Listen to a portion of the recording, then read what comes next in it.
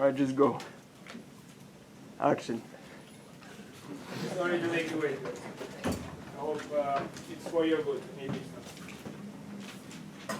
Alright, so we talked about partial derivatives. Let's just briefly remember what they are by doing a very simple example. Okay? So here we have f of xy equal to x times y squared. So please find the first order partials. So we can calculate df dx at xy. And by the way, we will often suppress the xy because it's very uncomfortable to write so much. You want to really write very little, so you just write df dx. And remember, it's really a function of two variables, just like f is. So df dx is what? It is y squared. And df dy is what? 2yx. Those are the mixed partials here. So one important thing to note is that df dx, df dy are very similar to the original function f, in that they are from R2 into R, just like f is from R2 to R. So then it makes sense to take further partial derivatives. Those are called mixed partials, or second order partials. So what are the second order partials? Well, I can take the derivative of f with respect to y, or with respect to x again. So I can do this. Now this is denoted as d squared f dx squared. And what will that be here for this example? No. 0. The derivative of that with respect to x is 0. What about the derivative, this derivative? What's that? So how are you reading this? First, you take the derivative with respect to x, and you can see here it's first with respect to x, then with respect to y. So what's the derivative? 2y. So we have the derivative here. Now we have d squared f dx dy. Conceptually, should this be the same as this derivative? Is this expressing the same idea? No. No. First we're differentiating the function with respect to y, and then with respect to x. Look at it, you see? Those are very different functions, right? Here I'm calculating the derivative with respect to x of this function, whereas above I calculated the derivative with respect to y of this function. You agree? Different concepts, different functions, and differentiating. So what do you get here? What you get here is 2y. Conceptually, very different thing, but what did we get? Exactly the same answer. Look at that.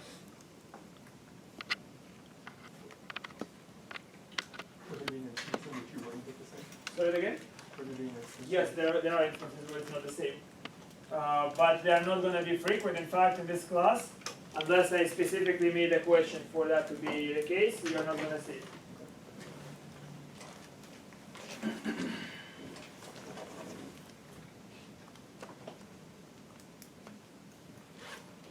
So they are the same.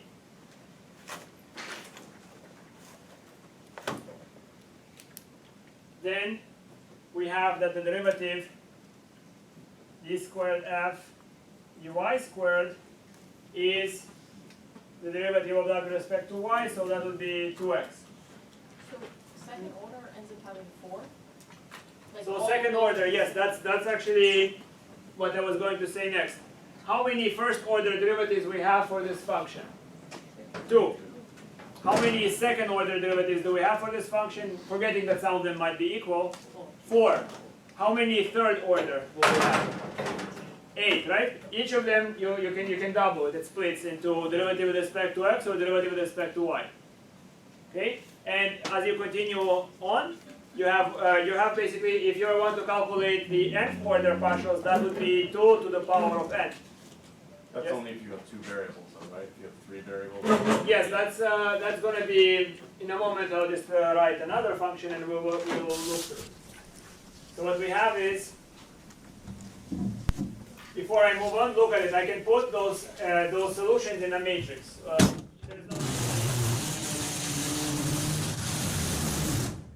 Why you would consider this to be important, or why should I put the matrix in this form?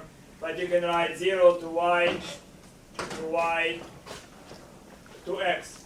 Now this matrix is symmetric. If you take the transpose of this matrix, you get back 0 to y to x. This is extremely important. The fact that this matrix is symmetric is extremely important in the theory of optimization, for instance, right? Or in the idea that what I can do is, basically we're going to learn about differentiation, and we're going to see that there is first derivative, and there is derivative of order 2. Derivative of order 1 will be a linear map. Derivative of order 2 will be a quadratic function. Now all quadratic functions are going to be of 2 types. Either it is a paraboloid, either paraboloid opening upwards or opening downwards, elliptic paraboloid, not circular necessarily, right? Or hyperboloid, something of the form x squared minus y squared. Okay, so either it's a saddle or it's a paraboloid opening upwards or downwards. If it's a paraboloid opening upwards, you have a local minimum. If it's a paraboloid opening downwards, it's a local maximum. If it's a saddle, it's neither. Okay, so in essence, all quadratic forms for functions of 2 variables can be, but by appropriate change of coordinates, be reduced to that form. All right.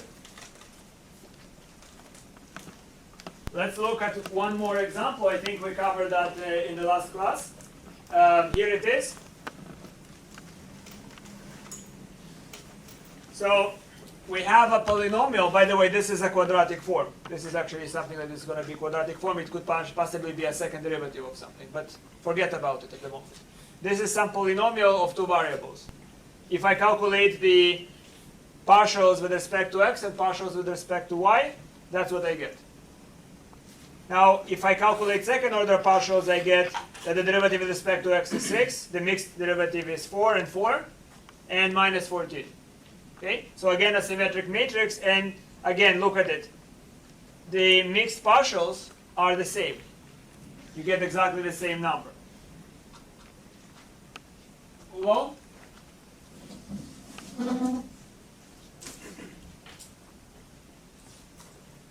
what now? One more example, and we do that extremely briefly.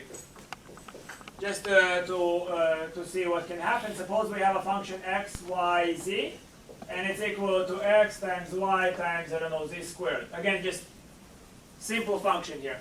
How many first order derivatives will we have? So let's calculate the f, the x. That's going to be y z squared. Df dy is going to be x z squared, and df dz is 2xyz. Agreed? Now here again, those are functions, and I suppressed the input, right? I didn't want to write df dx of xyz. It's a bit long, so I suppressed the input. So observe, we have 3 first order partials. How many second order partials will we have? 9, right? Because each of them can be differentiated into x, y, or z, etc. How many third order partials? 27, right? So it's the number of variables to the power of the number of derivatives you are taking. Okay? So really it's very annoying to calculate all those partials already. If a bunch of them are the same, it simplifies the calculations because you have to calculate much less. Yes?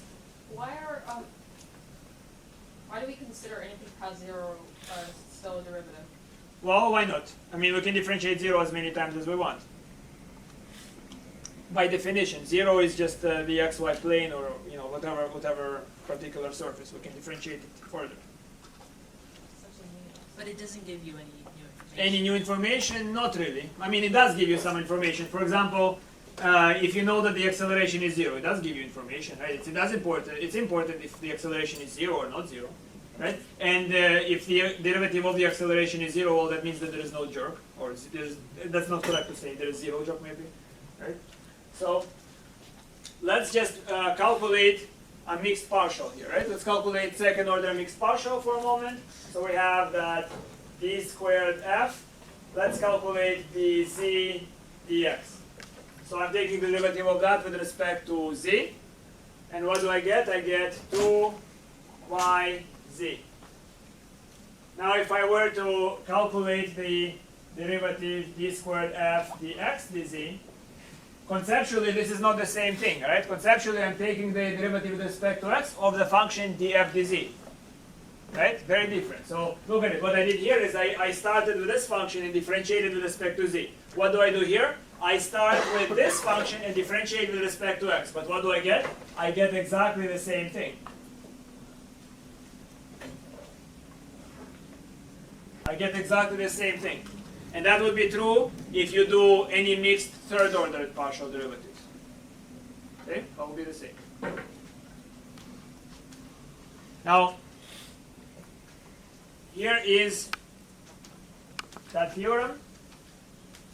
I'll just briefly explain what it means.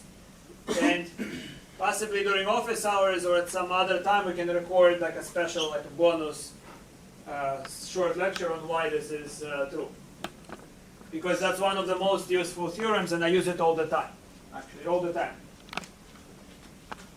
So the parts where I use multivariable calculus, this theorem is one of the things that I see all the time.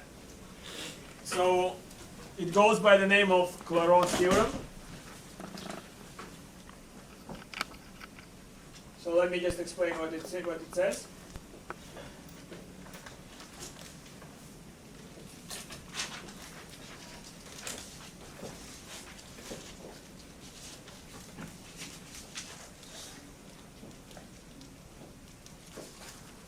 So it tells you the following. So if you have a function f,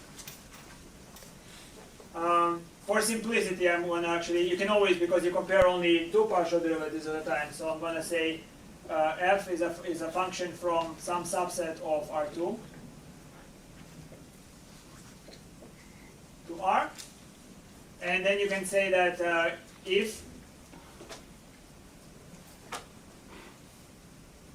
the partials d squared f dx dy and d squared f dy dx are continuous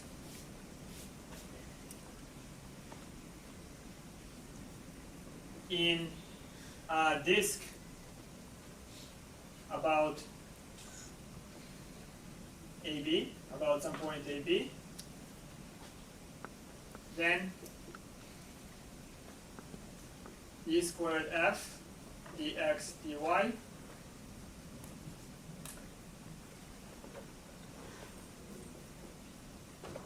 at AB is going to be the same as d squared f dy dx at AB. One of the extra credit problems actually shows you that it's not always the case.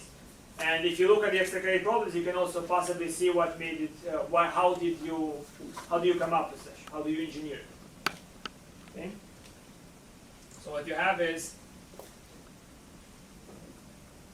this point is AB, and there is some microscopic disk centered at AB, and those functions, they are functions of two variables, do you agree? Remember we talked about limits of two variables. So if you take limit anywhere in this region, anywhere, right? It has to be a microscopic disk, microscopic, any size, could be completely tiny. But within that disk, the functions are continuous, which means if you take limit as x, y go to any point inside of this disk, it will be the same as plugging that point in. Now, let's look at the particular examples we presented. So the one on the board, what sort of function is this? What sort of function is this? We'll classify it. I mean, when you go to the zoo, and you look at something that looks like a horse and has stripes on it, what do you call it? A zebra, right? So come on, what's the big deal here, right? So you go to the mathematics zoo and you have no idea what it is now? Function out of 3. Whoa, I mean you're telling me only what it eats, right? So I ask you what is this function, you say it's eating grass, right? I ask you what animal is it in you? It's eating grass. What is this animal? Classify it. What species? Is it a cat? Is it in the feline species or what? What is this?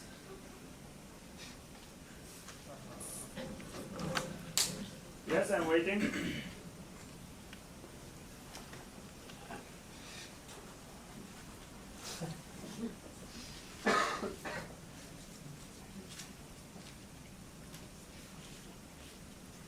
said what kind of function? What kind of function? Yes. Okay.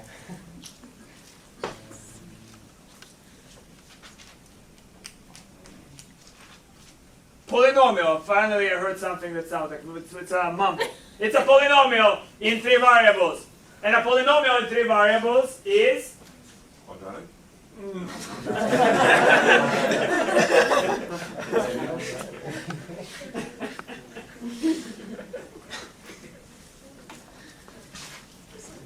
Alright. I'm too fatigued, honestly, right, to be angry or anything. Right? And on the inside, if you look inside of me, I'm two-dimensional, right? Only the surface, only the shell is left. So this is a polynomial in the 3 variables x, y, and z. And polynomials, if you take derivative with respect to x, y, or z, you get another polynomial. And polynomials are continuous everywhere. Therefore, if you take partials, they are continuous polynomials. And therefore, the theorem is trivial. It's trivially continuous. Most of the functions you're dealing with here in Calc 3, just like most of the functions you dealt in Calc 1, are polynomials or rational functions or some compositions of those with e to the x and sine and all that stuff. And therefore, by default, they are going to be easily differentiable. I won't say easily differentiable, right? But their derivatives are going to be continuous by default, right? Although rational functions, yes, they're not necessarily continuous. Right? You have to be careful, right? But they are continuous at most points, right? Rational points are discontinuous where they are undefined. If they are defined at a point, they will be continuous at those points, right? So if you take a derivative and you get a rational function, and that rational function is defined at a point, it's going to be continuous at that point. Think about it, right? Because it's ratio of polynomials, right? As long as the denominator is not 0, everything's wonderful.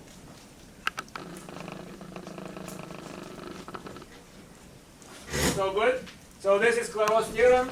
I'm not going to go over the proof. And by the way, the proof here that I said optional, I intentionally made a mistake. Intentionally, right? There is something here that is written that's very minor, but intentional because I thought maybe I will make it easier. But then afterwards, I thought no, right? You have to present the right thing. So if you want to hear the right proof, we can go at some point, even today. You tell me if you want to do it today. We can then go to office hours and record on video that proof. Will take us some time. All right. So now we move on to the next topic. So I mean, for your exam, for your survival, you can just kind of pretend that it's holding most of the time. I'm not going to trick you. But really, again, as I mentioned, it's a very, very important theorem. It's important in generating multivariable Taylor series. It's important for a lot of purposes. It's actually, when this theorem holds, you can then say that differentiation behaves very much like multiplication. So for instance, you can construct operators of this form. So you can then say what is dx plus, for instance, dy applied to the squared. So this is an operator that when you apply to a function, this is going to be d squared dx squared plus 2 dx dy, or maybe I can write just d squared, maybe better write this as just d squared dx dy plus d squared dy squared. This works just like multiplication. The only reason that would work like a multiplication is because of Clairaut's theorem, right? Which it does not hold in general. Okay, so very, very important. When you consider consider either applications or higher level math, this idea is very important.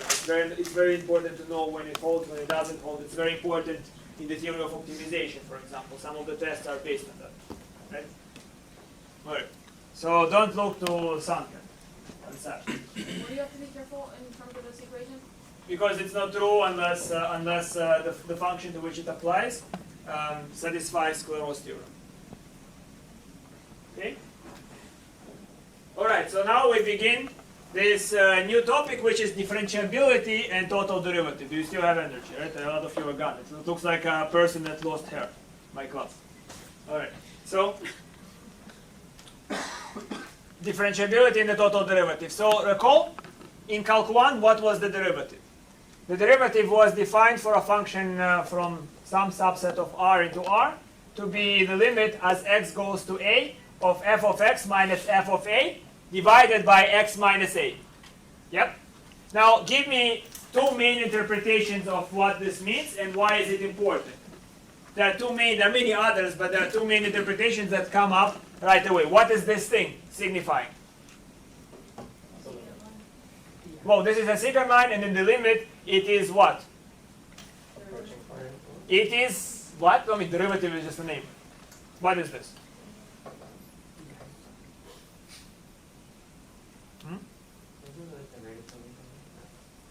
I can't hear it, sorry. It's a slope of the line. It's a slope of the line. Come on, guys. So where are you from?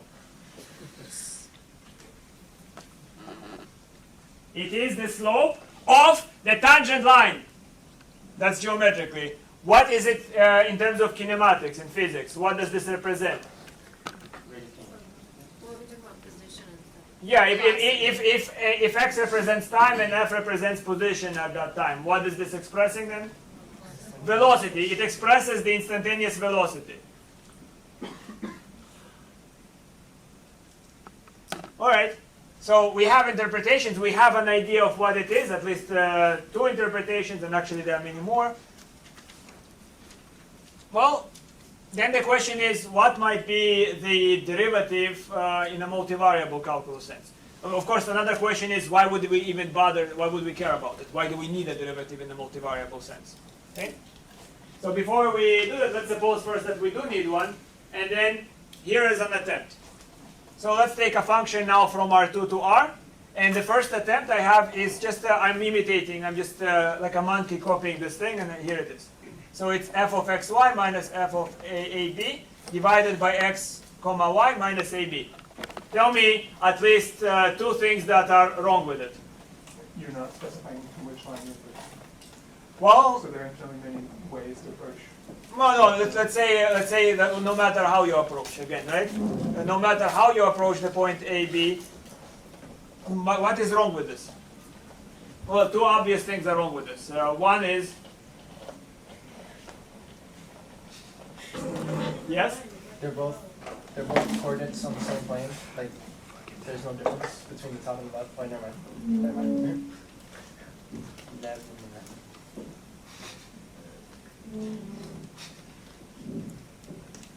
Yeah. Are you supposed to change one variable at a time? I don't know. I'm supposed, right? I'm not supposed anything. Here's the thing. Who tells you what you're supposed, right? It's like Adam, you say, you turn the wheel left or right, and you just don't think about the road. You don't think. You just go, boom, right? That's not the way you study. You use your little gray cells. And the first thing that comes to mind is, what the hell is division by a vector? It's not even defined. We never define division by a vector. There is a useful notion of division by a vector, and that's complex analysis. That's when the vector is in R2. I cannot think of a single useful definition for higher dimensions. Right? So first of all, nonsensical. Nonsensical. Second of all, what does it even mean? Right? If I define something, it has to mean something. Right? Otherwise, why would I bother? All right. So then, put a magnitude sign around the bottom. well, yes, okay. If you put a magnitude sign, that might be defined, but then the question would be what it means, right? So if you have magnitude here, then it would mean something. But the way I wrote it means nothing at all. First of all, not even defined, because I know what it is to divide a vector by a scalar, which is the same as multiply the vector by a scalar. I have no idea what it means to divide by a vector. So then we need to change our perspective. We need to have some other notion of what we do when we take derivatives in the Calc 1 sense. So let's look at it again, right? When you look into Calc 1, geometrically, what you can think of is here is the curve y equals f of x. And here is the point a, f of a, right? So this, what I drew here, is the tangent line to the curve. So what do I mean by a tangent line? Well, some of you are studying biology or who knows what. So then you are zooming in under a microscope. And as you're zooming in under a microscope, look what happens, right? This curve and the tangent line, as you're zooming in, they progressively start looking more and more like the same exact thing. In essence, the tangent line, very locally, under a microscope, under very, very high zoom, looks pretty much the same as the actual curve. Right? Now, why is it important? Well, why is this something important?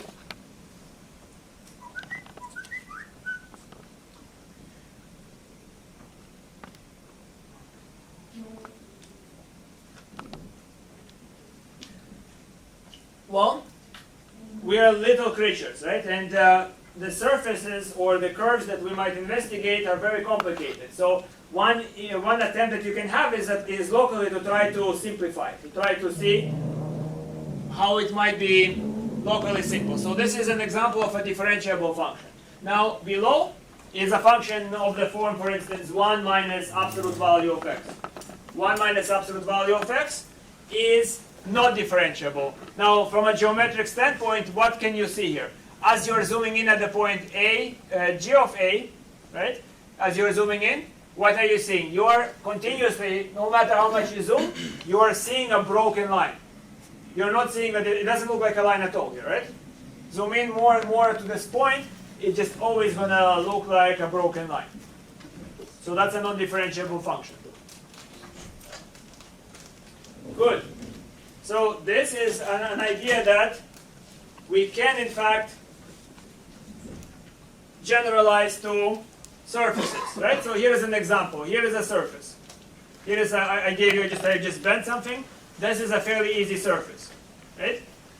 If the surface is differentiable at a point, what do you expect to see? As you are zooming into it under a microscope, you expect it to start looking more and more like flatter and flatter. In other words, you expect it to look like a what? A line, maybe, but that depends on what you mean by a line. A line is what? A line is one-dimensional. What do you mean by a line here? This object, how many dimensions here? 2. So you expect to see, you can say a line, yes. A line that is two-dimensional. And the English word for it is a plane. Right? It's a plane. Here. Alright, so I drew a picture, hopefully you like it, right? You worked hard on it. Here's a picture, right?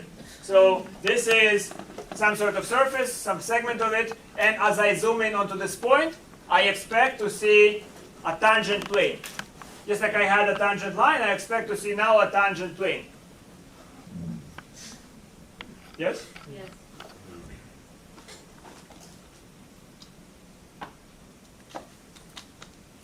Again, what's the feeling? Is that when I zoom in here, I will stop eventually seeing the distinction between the plane and the surface. They are not the same globally, but locally, if I zoom in more and more and more, the distinction seems less and less significant. It vanishes. I'm not able to detect it eventually. Okay?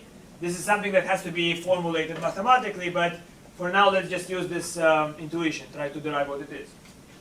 All right. If it is a plane, here it is. We have the surface Z is equal to f of xy. And we are interested in equation of tangent plane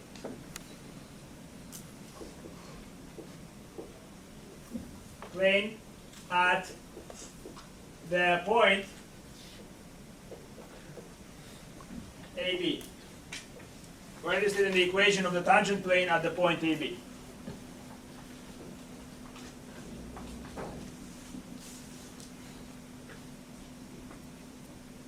So it means, that, you see, AB is, what's the actual point? AB is just the x and y coordinates. So the actual point, we should remember, is A, B, And what's the third coordinate? Half AB. F of AB.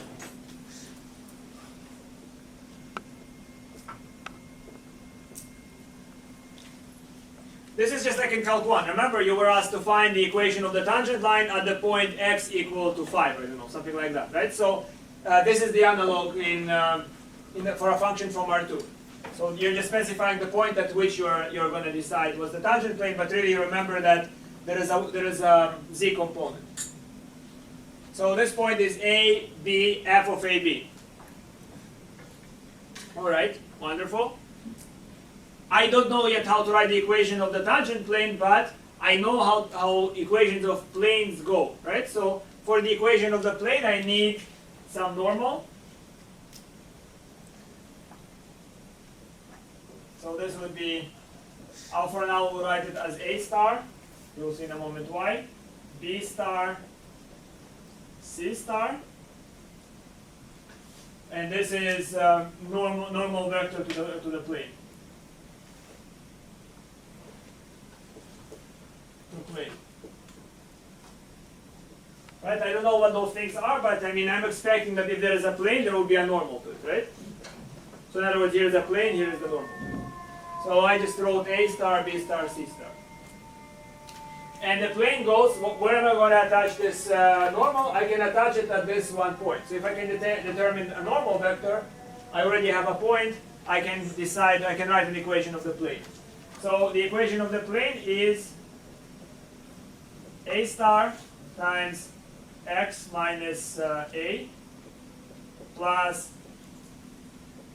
B star y minus b plus C star z minus f of ab equal to 0.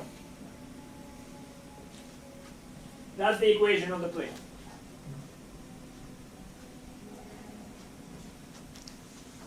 All right.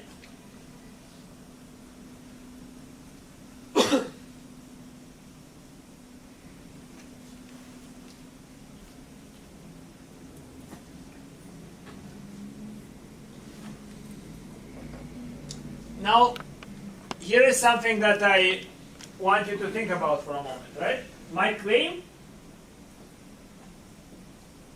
is that C star cannot possibly be equal to 0. It's a very important claim.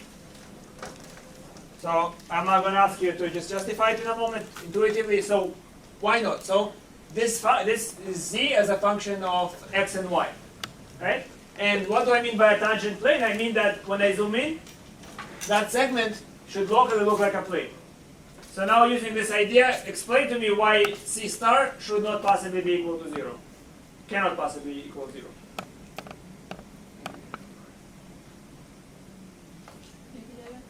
My question is, how do I know that C star, whatever my normal, I am certain that C star is not 0? So I thought of it because isn't that the condition you have on Z? If it's 0, then you're not in the R3 space? No, I am. I mean, because then they can do whatever it wants. What happens if C star is 0? Tell me what happens if C star is 0. Does that mean that the change in the z coordinate was, there's no change? So then for two Well, I mean, different AB pairs, you get z? There's the same z? Well, if this is 0, then Z can do whatever it wants. It's going to be equation of a line? Yeah, it will be, well, again, but no, it's still the equation of the plane. Z can do whatever it wants. But the fact that it's in terms of the x and y only, it tells something about the plane. How is this plane tilted if C star is 0? If C star is 0, you said equation of the line. How is it then tilted? Here is on my table the xy plane, right? It's probably vertical. It's vertical, exactly. It's vertical. Look at it. If C star is 0, my plane is vertical. It's like a wall. You see it? So if my floor is the xy plane, then this board and all the walls here, they represent a plane in which the coefficient C star for Z is 0. Because what is it? It's a cylinder. It's where you take a line. That's when you mentioned it's the equation of the line, right? It's when you take a line and you project it upwards. because the value of z does not matter, which means you project it upwards. Do you see that? Yes? To be considered undefined though, or No, I mean there's a plane, there's a vertical plane, but the vertical plane cannot be a tangent plane to a function. Why? Because look at it, we're saying that my function is locally like a plane. If it's locally like a vertical plane, then it does not pass the vertical line test. Look at it, this surface, right? If this surface is a function, then for any xy, it should intersect the surface only once, right? Now, if my plane is vertical, then it seems like for any xy, I have quite a lot of intersections, right? What if you had a surface that was like tilted, like basically tilt this whole thing 90 degrees? Well, but then aside, maybe it's a but then function you of, can't- not of, the way I set up this problem is z is a function of x and y. If the surface is tilted, for example, I mean, I can hold this bottle, Right. and I can ask you find the tangent plane somewhere here. Right. And the tangent plane is vertical, right? But it's possible to find the tangent plane here. So what you can try to do is you can say, well, this is the top of the bottle, and this is the bottom of the bottle. I can cut it in half, and I can make it a function of, let's say, z and I don't know, what is it, x, right? I can make it y as a function of z and x. Locally, or something called implicit differentiation. We're going to talk about it a little more, right? But by my setup, z is a function of x and y. It has to be passing the vertical line test. Do you see that? What's a function? A function is when you give it an input, you must get one and only one output. Unless you're in complex analysis, in certain books they call it multivariable function or multivalued function, which is another thing, right? I don't like books that do this. But okay. You understand what I'm saying? The vertical line test, what does it mean? I mean, if you remember pre-calculus, vertical line test only means that, if we graph it, then the graph should have only one altitude for any latitude and longitude. Yes? Did I convince you guys? Did I convince you that C star cannot be 0? so using that analogy, the vertical line test, like this is like the ultimate fail, like of the vertical line test. If I'm claiming that Z is a function of x and y, then I can use a line. I can take a line emanating from a point xy, and it must intersect the surface only once. It cannot intersect it twice, because then Z is given two values for a given input xy. This is infinite many intersections. Just on the If it's vertical plane, then it looks like it's locally infinitely many intersections. But again, this is a bit, you have to be careful there.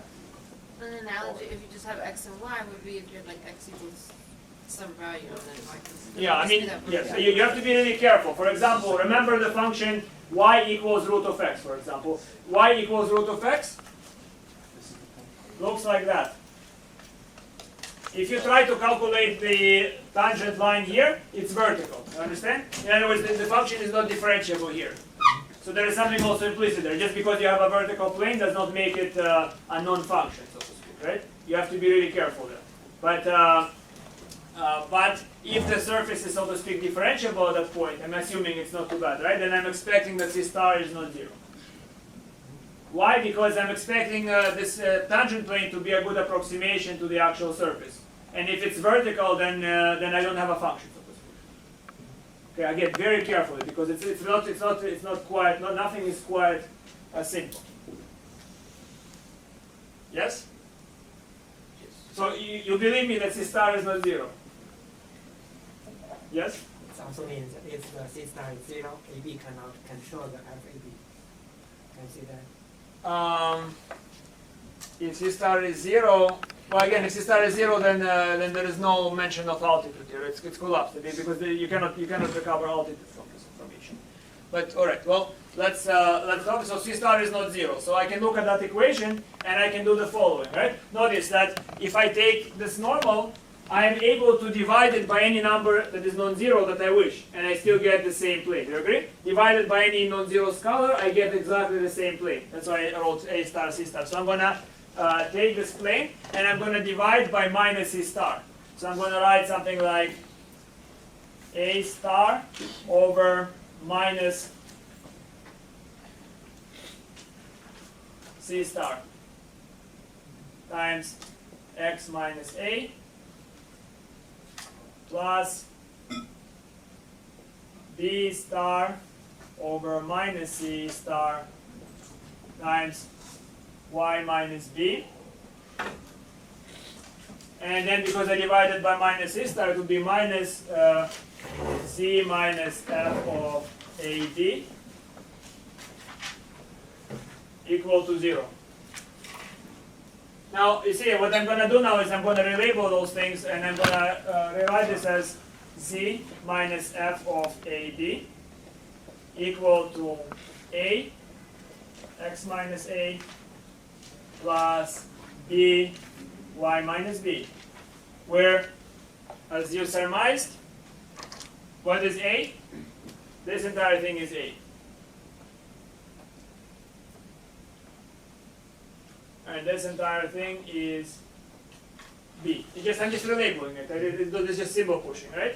My point is now that the equation of the tangent plane appears to be of the form z minus the altitude at which I want to calculate it equal to a times x minus a plus b times y minus b. Can you explain what's the relationship between the a's and the a's with asterisks? Well, I mean, this is just a number, and I'm just calling it by a simple letter. Nothing else. This is just a number, and this is a number. That's what I'm really saying. Yep. It would be the same plane, right? Or No, I mean, of course. I mean, that's the point. Again, I divided by a scalar. What did I do? I just changed the length of my normal, possibly changed the orientation of the normal, but it does not change the plane at all. It identifies the same x and y and z as before, right? Those equations are the same, as long as c star is non-zero. It's important. So we have that, and now who is smart here? Well, now the big question: how do I figure out what should be a and b? Well, first of all, let's think about a line, right? A line is of the form y equals mx, right? B is 0, it's suppressed, right? So what is m? Is the slope of the line. What is a plane?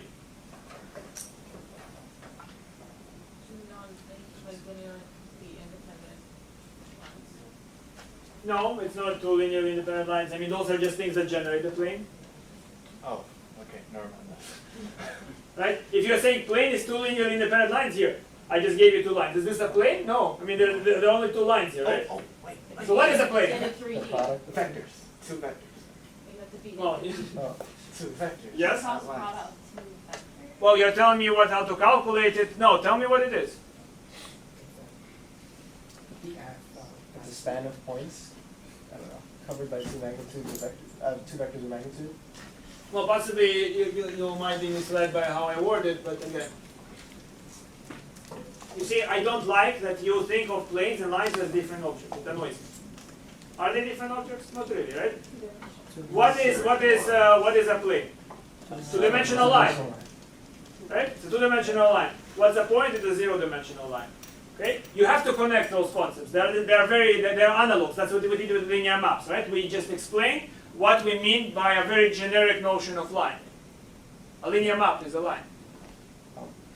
Yes? Is that kind of proving how two vectors will generate a third vector, like cross products?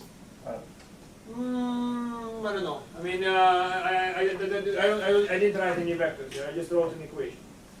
All right, so a line requires how many slopes? So a plane requires two slopes. Yeah. Exactly. What are the slopes for this plane? Can you look at it and tell me what are the slopes here? A and B, exactly. A is a slope, look at it here. If I put y equal to b, then it is gone. This is one slope, this is another slope, right? Very important. Those are slopes of lines contained in the plane. So in some ways, what you were saying, well, two lines that span the plane, yes, that's useful, right? So what we have is, this plane must contain the what? Let's look at this picture. What did we do when we took partial derivatives? When we take partial derivatives, we stand on the surface, and then we only walk on the grid parallel to the x-axis or parallel to the y-axis right now, right? We just have baby steps. In chapter 2.6, we're going to walk diagonally, don't worry, right?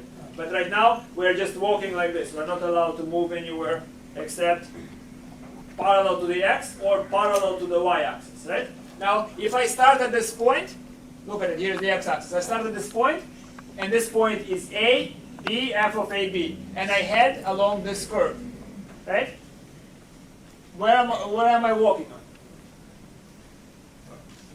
maybe I'm jumping ahead, but A is gonna be the slope of the derivative along the x-axis at that point. Well, you mean the derivative is the slope, Yes. right? So you mean which derivative? So okay, very good. What is A in your That's opinion? the partial derivative of x, Perfect. and B is the partial derivative of y. Absolutely. Very brilliant, right? Exactly. And now why? Because look at it. If I walk along this curve here, what is this curve? This is the curve that goes to the point A, B, f of A, B, and it's expanded in the direction of x, right? So walking along this curve locally is the same as this curve is indistinguishable from the line. And therefore the slope along which I walk here, that slope, is what's one slope of the plane, and this is the other slope of the plane, right? The plane is supposed to contain the tangent lines to this curve that is drawn parallel to the x-axis, and the other curve drawn parallel to the y-z plane. So what basically it should be, this is purely intuition, you understand me, right? We didn't prove it, we are trying to very hazily outline what is it that we are seeking. It should be that the equation is z minus f of ab equal to the partial derivative of f with respect to x at the point ab. You agree? At the point ab. Because this line here, its slope is the partial derivative of f at the point ab.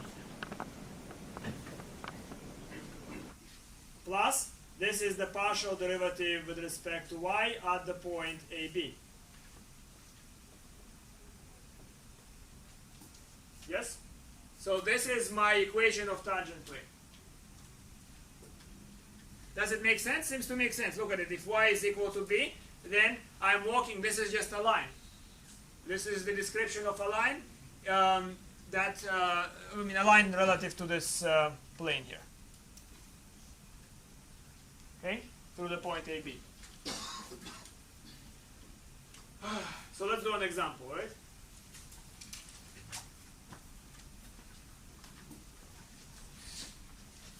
So again, very important to think. If you're just gonna like this, or like this, it's not gonna do anything to you. You're not gonna understand things, and you're just gonna be bored.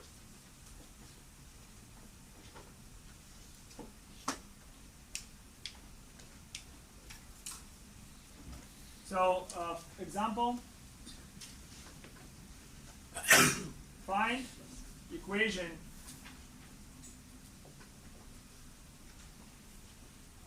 of tangent plane to the surface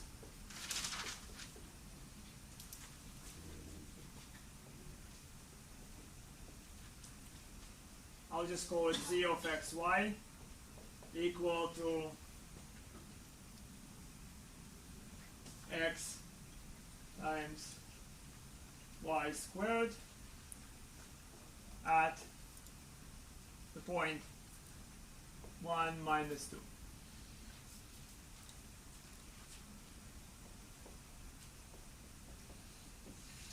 Go ahead, right.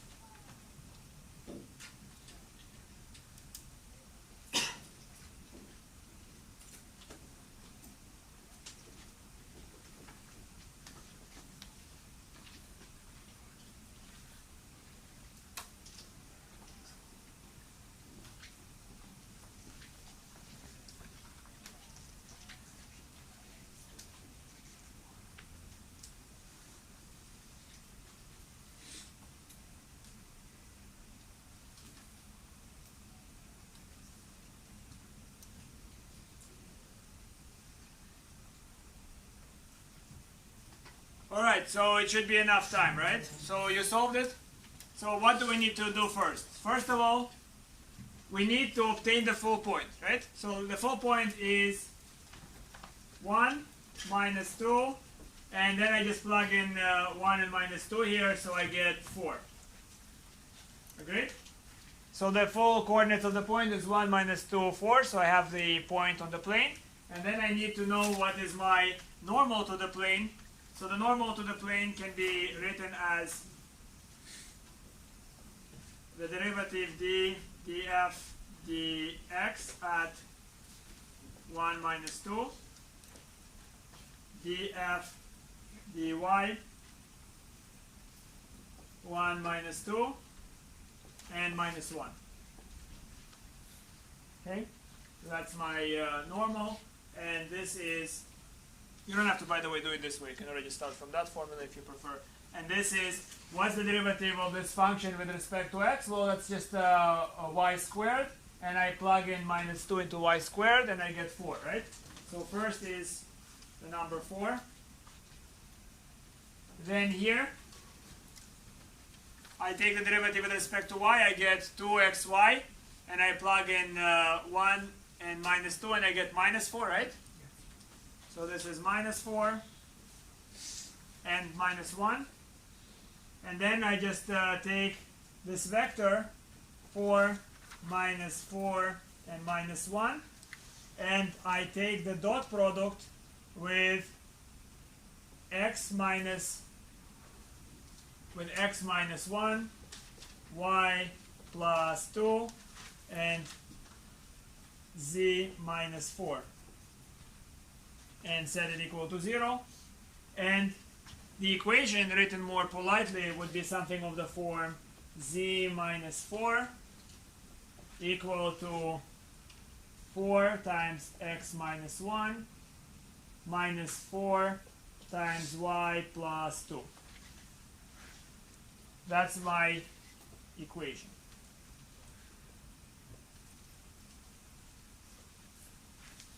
You agree? Make sense? I have a question. What does that minus 4 represent, like geometrically? Geometrically, okay, good question. What does the plus 4 or minus 4, what do they represent? So, the first 4, what does it represent? Slope. The slope, if I move relative to the x, right? So if I move forwards, if I walk, let's say this is, the x-axis is extended along this wall, along that wall here, right? So if I move forwards, am I going to climb up the surface or fall down the surface? Am I moving up the incline or down? Up, right? If I move here, I move up. Now, let's say this wall here, how is it from your perspective? It should be here, right? From your perspective, the positive y-axis is here, right? So, if I move from the point 1 minus 2, 4, and I move to the right, am I going to go up or down?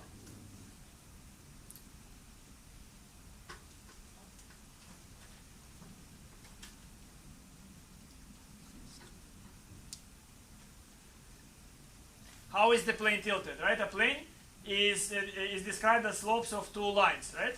So this, let's say this is the positive y value, and this is the positive x value. So then here is one slope. I'm inclined upwards. What do I do with my arms? What do I do with my arms? Come on. Tilt them, right? Like this. So as I'm walking in this direction, what's going to happen? I'm going to go down the surface, right? This plane is oriented, it started a plane, orientation. Forwards pointing up along the x-axis, and then along the y-axis pointing down. Those are the two slopes of the plane.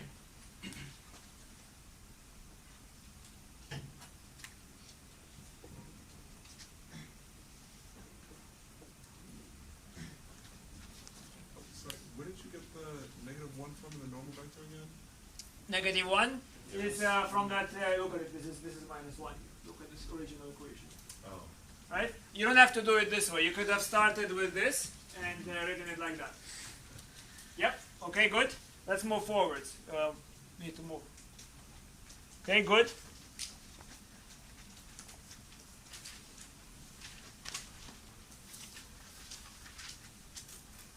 Now, this might be possibly impolite, but let me ask you, what do you think would happen if I ask you to find the equation of the tangent hyperplane.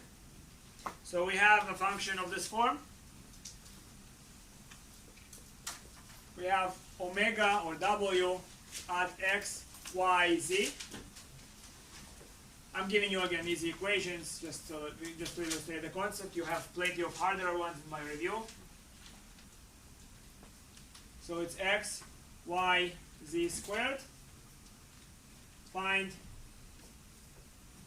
tangent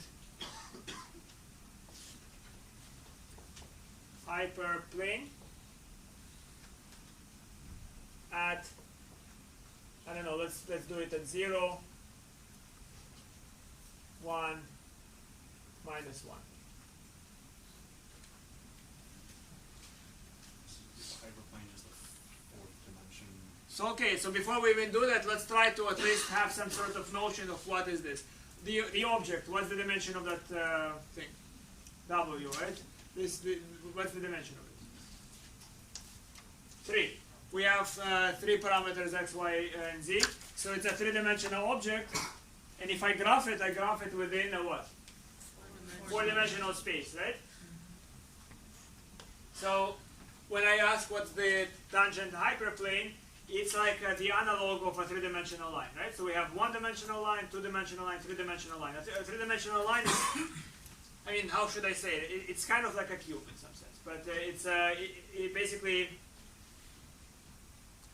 it's expanded over a 4-dimensional space. So it's a little bit.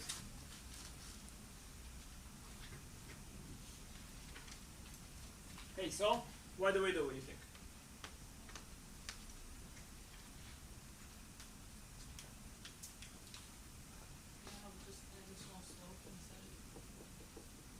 Again, I mean, the reason I also can, even without truly visualizing what this thing is, I can kind of predict what's the idea. The idea is that, well, when x is very close to the point 0 and y is very close to 1 and z is very close to minus 1, then locally we have a bunch of lines, right? Locally, if I walk along the z-axis, in the z direction or x direction or y direction, locally it's like I'm walking on a line, on a curve. Okay? And that curve is basically indistinguishable from some tangent to it.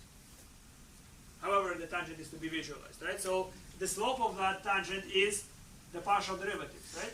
So then what I'm going to do is very simply, I'm going to first evaluate w at 0, minus 1, sorry, at 1 and minus 1. And I get that this is 0. So w is equal to 0. And my full point is then 0, 1, minus 1, 0. That's the full point. Okay? And then what I have is, I can say that w minus 0 is equal to dw dx at the point 0, minus 1, 1 times x minus 0 plus dw dy 0, minus 1, 1 times y minus 1 plus dw dz 0, minus 1, 1 times z plus 1. Sorry, did you mean 0, 1, Yes, did I mean? Yeah, 0, 1.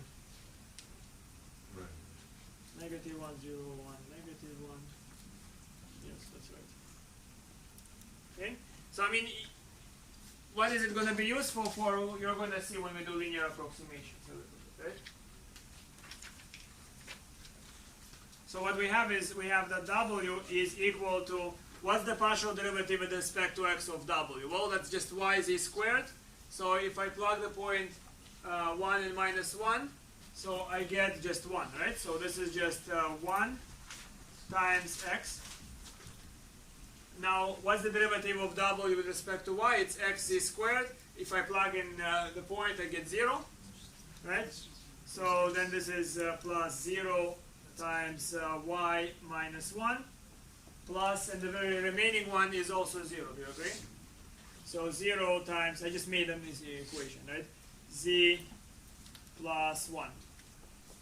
So altogether, I just get x. So we have the equation that w is equal to x. it's not a line, because again, remember, this equation is just a shorthand for saying that we have the point x, y, z, and w is replaced by x. So we have three parameters that can do whatever they want. Okay? Good.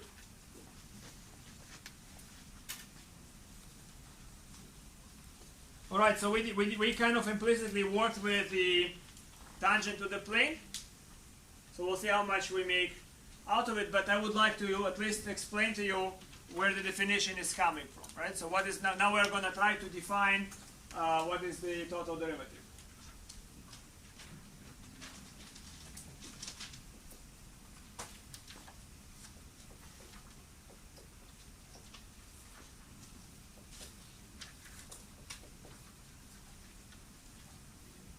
Definition of total derivative.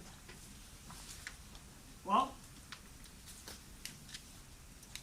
when I read it in a book, there was no motivation, but I thought of my own, right? And my own came from, I believe that's where it is, it's just infinite series.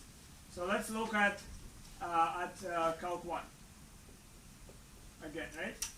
And we pretend that the function has Taylor series. So what we have is, let's take f of x. Now f of x is going to be equal to f of a plus f prime of a times x minus a. Remember, this is Taylor series. If you don't know those things, I can really explain it very easily to you. Okay? Plus f double prime of a over 2 x minus a squared plus f triple prime at a over 3 factorial x minus a cubed and onwards. Okay? So look at this thing. There is a connection between the order of the derivative and the power of the variables. So this is the x to the 0, so to speak, right? And that's 0 derivative. This is x to the 1, and this is 1 derivative. X to the 2 corresponds to a quadratic. Let's look at it, right? So if you look at this idea, you can say, well, this is constant, linear. It's a linear map in the variable x minus a. In other words, if this were u, that would be an expression of linear map. It's just slope times the variable, right? Constant, linear, quadratic, cubic.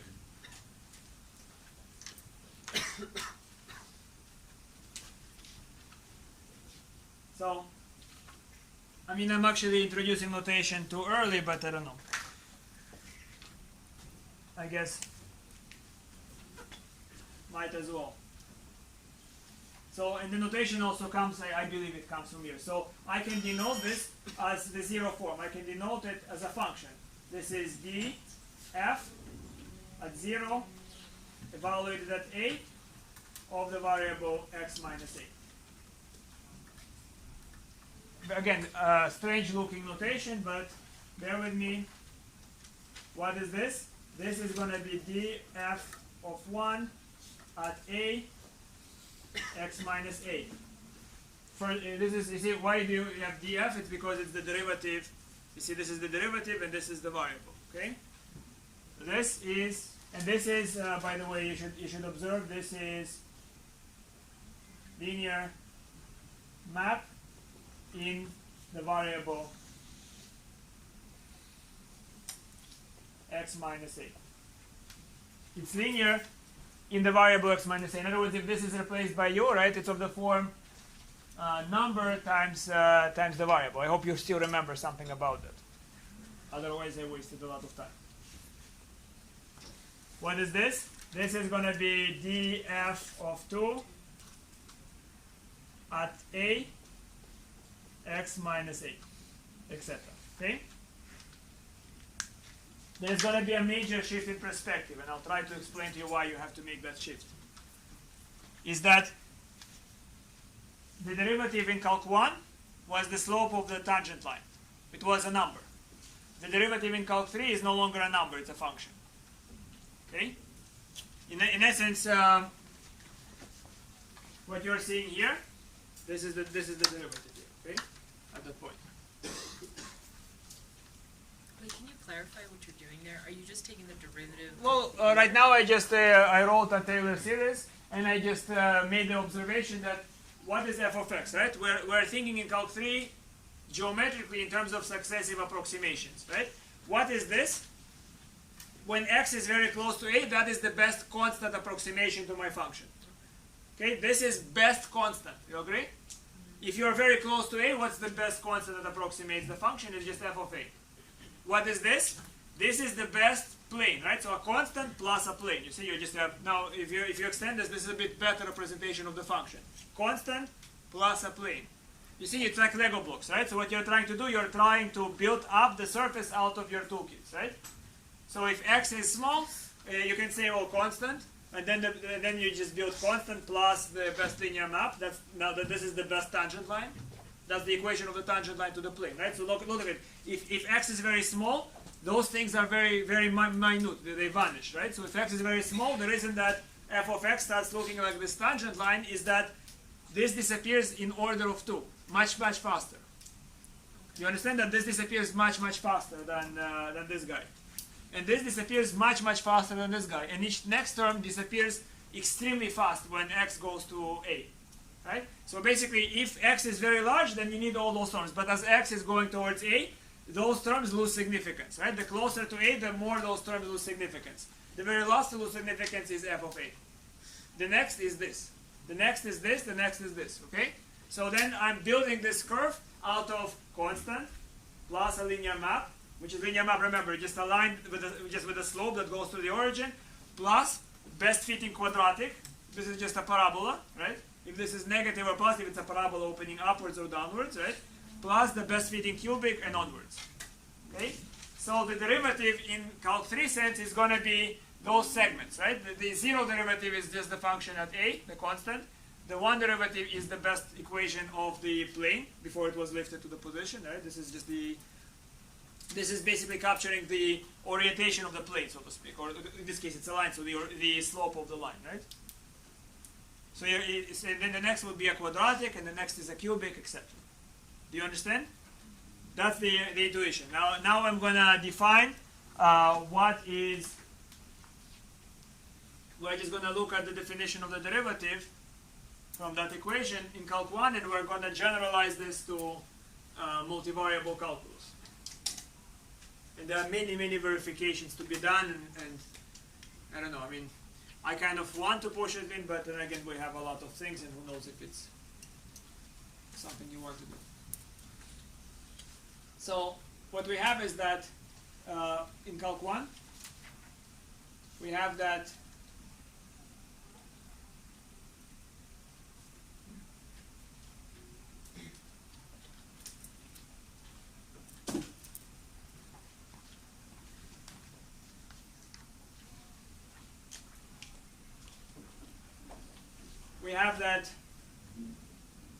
f prime of a is equal to limit as x goes to a of f of x minus f of a divided by x minus a. Right? That's how we defined it in Calc 1. Now in terms of Taylor series, let's just build this thing. So we have f of x minus f of a is equal to f prime of a times x minus a plus f double prime at a over 2 x minus a squared and onwards, right? So then what I can do is I can take this chunk and move it here. Minus f prime at a, x minus a. I move this chunk here.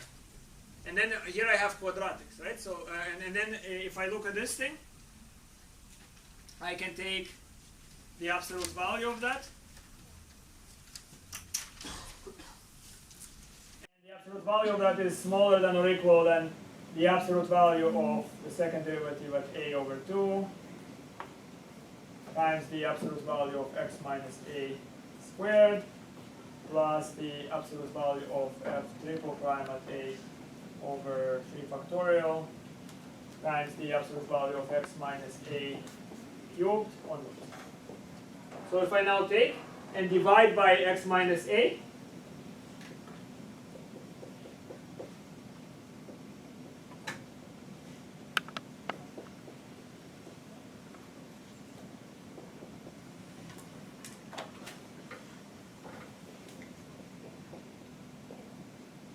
if I divide by x minus a, well, I will get that this is less than or equal to f double prime at a over 2 times x minus a plus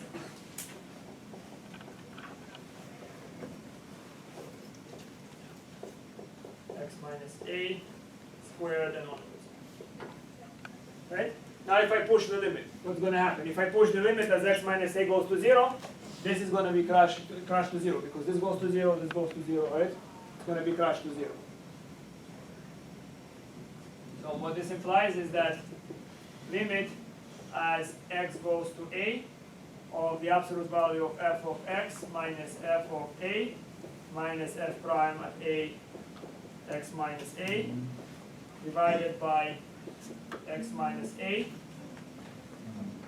is going to be equal to 0. That's my new definition. This definition is equivalent to the original. It's going to identify the same exact f prime. Okay? So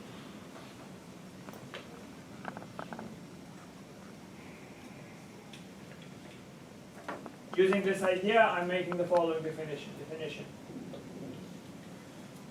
Then I'm first going to actually do it for R to let f from R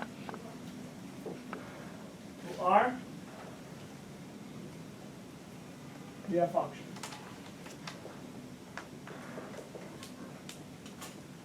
Then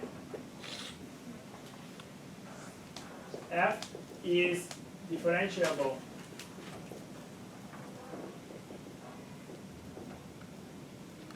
at x equal to a if there exists is a linear map T from R to R such that limit as x goes to a of f of x minus f of a minus t of x minus a, t value not at x but at x minus a, absolute value, divided by absolute value of x minus a is 0. So by the way,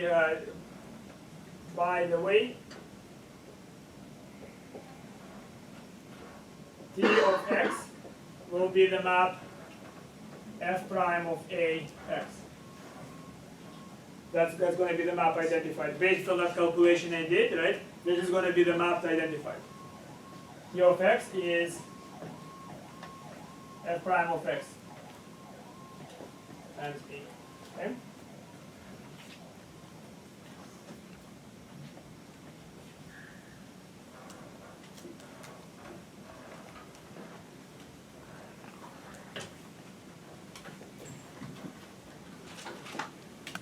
So again, you have to form a very strong connection. Linear maps and derivatives are strongly related. If you want to understand chain rule, if you want to understand product rule, those things are going to be expressed in terms of linear maps.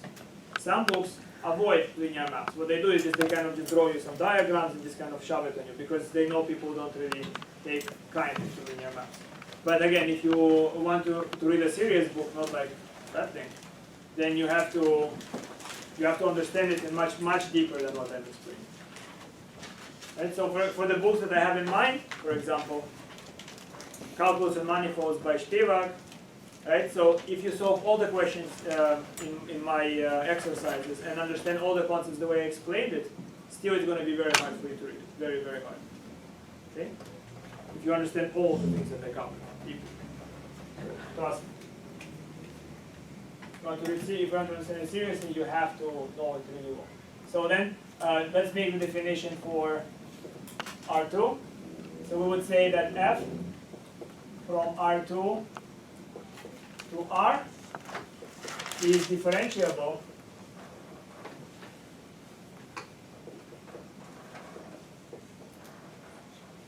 if there is, let's say, differentiable at, should say, at the point AB, if there is a linear map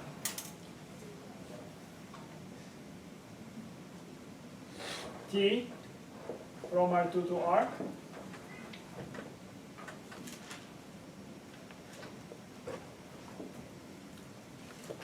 such that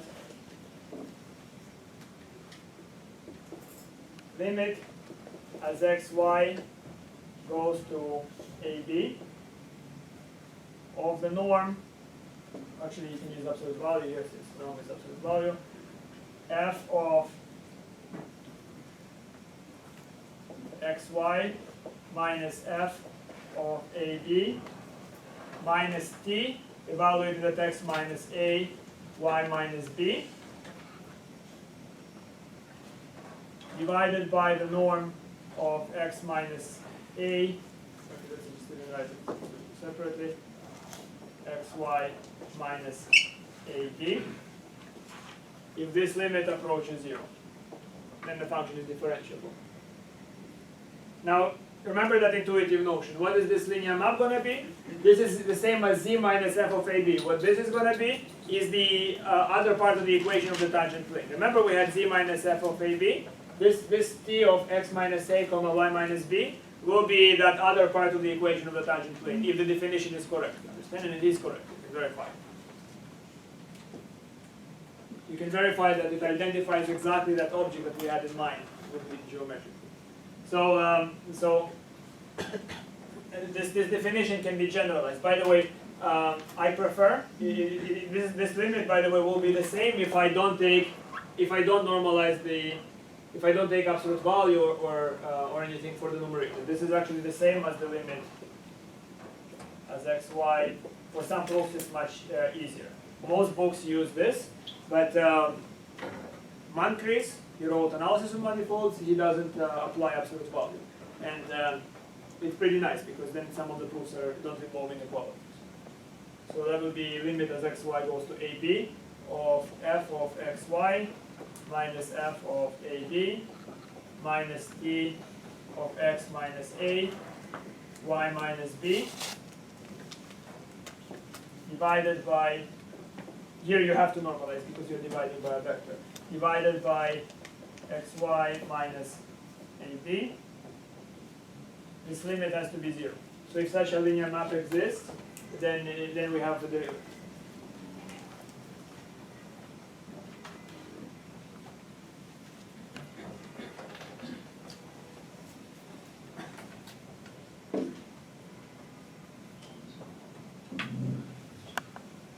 So, remark.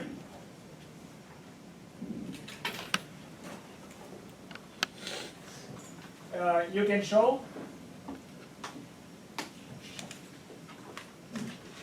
that if such a t exists,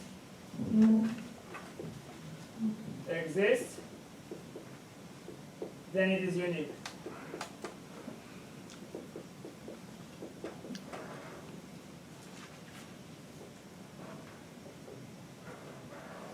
So that means that t can have a special name, and the name of t will be a bit clumsy at first. It's very difficult for you to remember it at first. It's going to be d of f at ab.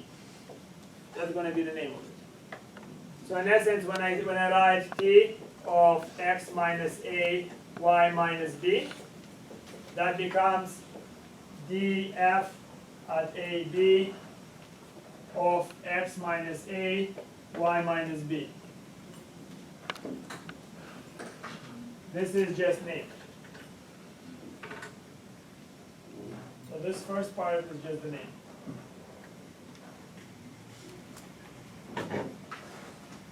There's only one differentiability? What are the implications of what, Well, let's look at some examples. Let's do some calculations, and then we'll see. So you see, I mean, I don't know what goes through your mind. I really, again, when I explain this is for me primary. I want you to understand this. Because the sooner you understand it, the faster you jump to a higher level. All right, so let's look at an example. So the example is let f of x be equal to x squared. So here, again, it's important we're assuming f is from R to R. Yeah? So we're going to have two parts here. So one, find derivative at x equal to 3 in the calc 1 sense. In the calc 1 sense. And 2, do the same, but in calc 3. Find total derivative.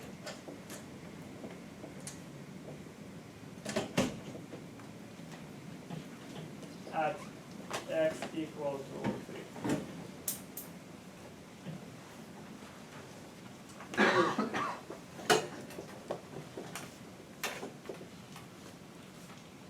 All right, so problem 1 is easy, right? Part 1 is what I just do is I take f prime and evaluate it at 3, and what I get is 2 times 3, which is 6. Now the 6 represents what? It represents slope of tangent line.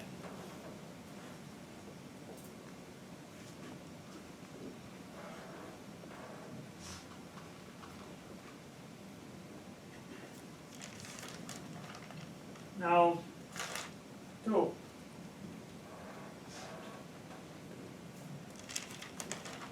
I want the total derivative of this function.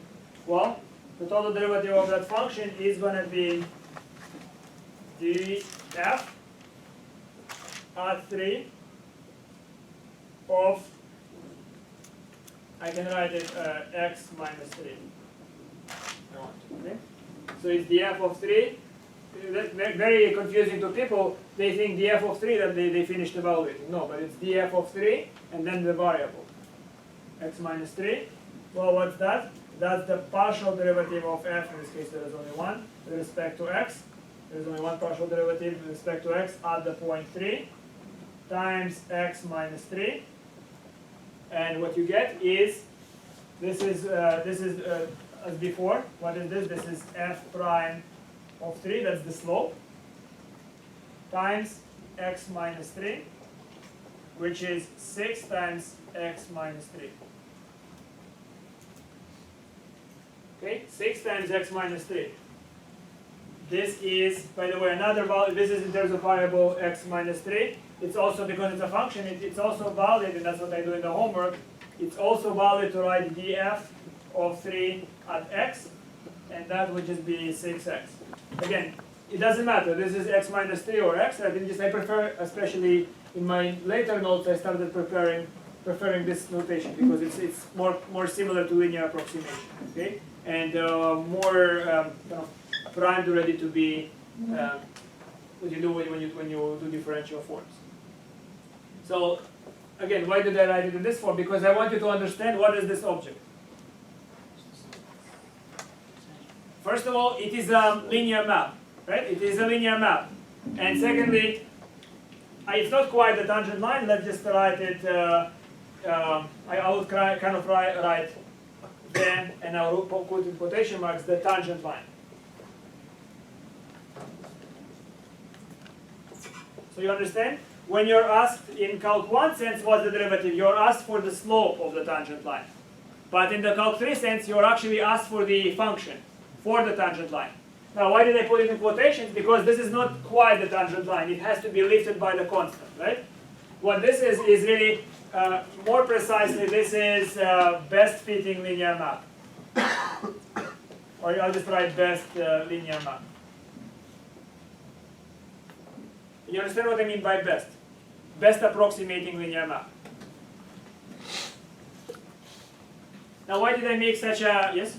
I have a silly question, but I would have thought that 3 made it not a linear map, that it would. You mean that it's x minus 3? You are right. Well, again, linear map in the variable x minus 3. Look at the definition. I erased it actually, but if you look at the definition, the way it's expressed, it's fine. This is a linear map in the variable u equal to x minus 3. In essence, this is just like a shifted origin, right? The origin, the natural origin for this linear map is not 0, it's x equal to 3. Okay? So I mean, I'm already anticipating emails about it. If you look into my homework, I would write this. This is my solution to homework. If you look in my review exams, I write this. Both are absolutely correct because both are functions, right? If I wrote df3 of a smiley face and I wrote 6 times a smiley face, that exactly is the same thing, right? Because it's a function. You understand? What you have to get is that derivative is no longer a number; it is a function. Now, why would I do that? I mean, we did derivatives before. I could have said the first derivative is just the two-dimensional slope, right? Here, two-dimensional slope involving df dx and df dy, right? Why did I have to just change perspective and make it into a function? What do you think? You have an idea? Because it varied. I mean, I could have said, well, the derivative is just the slope of the tangent line, but just now I would say it's the two-dimensional slope of the two-dimensional line. Why did I bother and made this complicated new definition and said it's a function now? Why didn't I just say the total derivative is the two-dimensional slope of the two-dimensional line? You understand what I'm saying, right? So you can do higher degrees, basically? Exactly, so I can do higher degrees because, okay, that's fine. I mean, I could just say for the first derivative, okay, that's fine. There is no benefit in changing to this clumsy perspective. I could just say the derivative is just the multidimensional slope of the multidimensional line. But then if I need to take second derivative, third derivative, then I ask, what is that? And that's becoming more complicated to express, you understand? So in order to be able to take higher order derivatives, I cannot see myself any other better way. I just had to change perspective. Do you get it, guys? It's not so much for the first derivative. First derivative you could have just done. I repeat myself who knows how many times. Maybe it doesn't really help you. Do you get me? Yes, or you just. You get me, right? Yes. Why is it that we're disregarding the x minus 3 in the last line? You know, df3 So sorry. On the last line over there, no, yeah, why is it we just using x and not x minus 3 now? I mean, because both are correct. I mean, this is a function. The point is, I could have used df of 3 at u and it would be 6u. Doesn't matter. This is just a function. A function is, you tell me what's the input, and it describes what it does to the input. This is just a description. All right. Okay? But, and I'm anticipating. It's going to annoy the hell out of me, but people are going to ask me, they're going to ask me, why is this like this in the homework and how is it in the exam? If you do this on the exam, you get all the points. If you do this, you get all the points. But in my earlier notes, those were written a long time ago, right? I prefer the answer to be like this. Because actually that's how it is by definition, right? If you look at the definition, you're given a linear map in terms of the same variable and you update it when you take the limit. Okay? So that's what I did. But then I figured, well, you're going to do linear approximation, so already in this form it's more useful, right? In this form it's already set up as a linear approximation. That's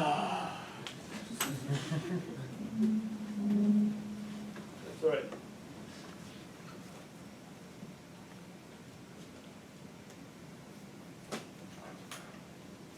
The general definition, by the way, is, well, actually I don't want to go over the general definition today. Let's just do more examples so just to get something, right?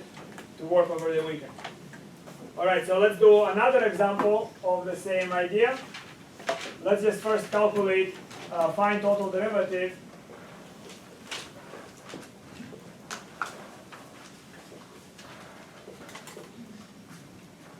of, I'll keep it for now with two variables since we have to run soon, of f of xy equal to, I don't know, I mean, x squared minus y squared, okay? At, by the way, you recognize the graph of this? Saddle, yes. At, it's a very important function for two-dimensional optimization.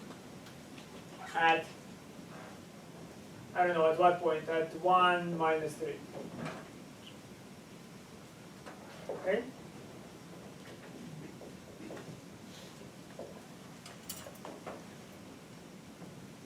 So solution, again, I didn't, by the way, skipped over it. I didn't prove why the solution is so, but I just, it's starting. I had a bunch of, tried this many times.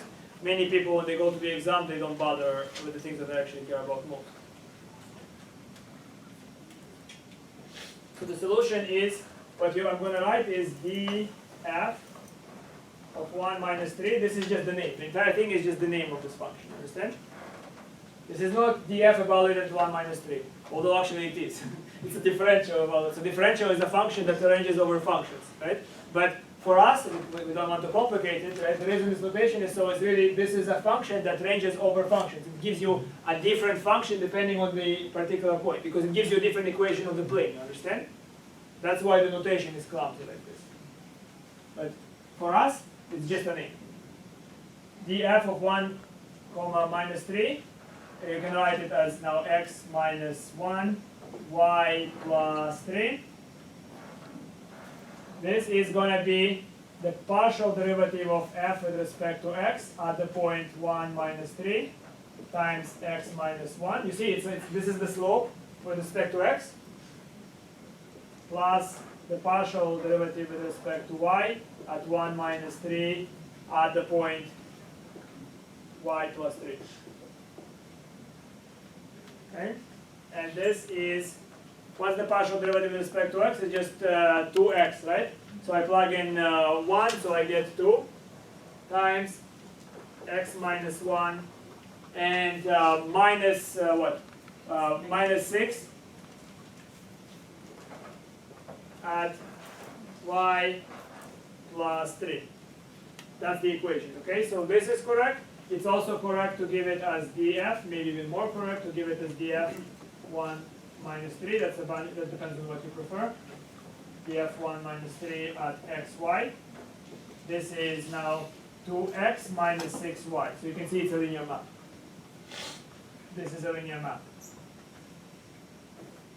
So there are many mistakes I can see that people are going to make. One of them is they're going to take the derivative, the partial derivative, and keep it in x and y, and then multiply it by x minus y, which is horrible. Okay, what is this thing? Look at this equation just slightly above it. This is the approximation to the difference of f and f at 1 minus 3.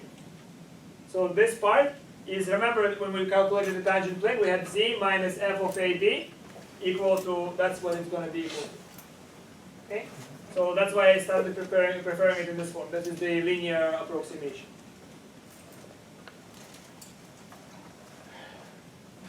Good night.